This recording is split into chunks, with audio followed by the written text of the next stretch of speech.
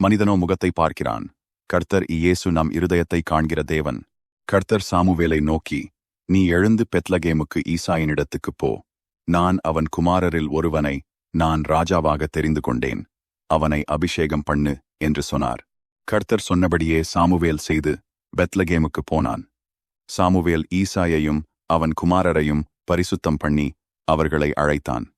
அவர்கள் வந்தபோது அவன் எலியாபை பார்த்தவுடனே, கர்த்தரால் அபிஷேகம் பண்ணப்படுபவன் இவன் தானாக்கும் என்றான். கர்த்தர் சாமுவேலை நோக்கி, நீ இவனுடைய முகத்தையும் இவனுடைய சரீர வளர்ச்சியையும் பார்க்க வேண்டாம். மனுஷன் பார்க்கிறபடி நான் பாரேன். மனுஷன் முகத்தை பார்ப்பான், கர்த்தரோ இருதயத்தை பார்க்கிறார் என்றார். கர்த்தர் புறக்கணிக்கப்பட தாவீதை தெரிந்தெடுத்தார். இயேசு நம்முடைய இருதயத்தை காண்கின்ற தேவன். மனிதர்கள் உங்களை புறக்கணித்தாலும் கர்த்தர் இயேசு உங்களை புறக்கணிக்க மாட்டார். நாம் கர்த்தருக்கு பிரியமாக நடக்கும்போது அவர் நமது இருதயத்தின் வேண்டுதல்களை நிச்சயமாக நிறைவேற்றுவார். கர்த்தர் மேல் உங்கள் பாரத்தை வைத்து விடுங்கள். அவர் உங்களை ஆசீர்வதிப்பார்.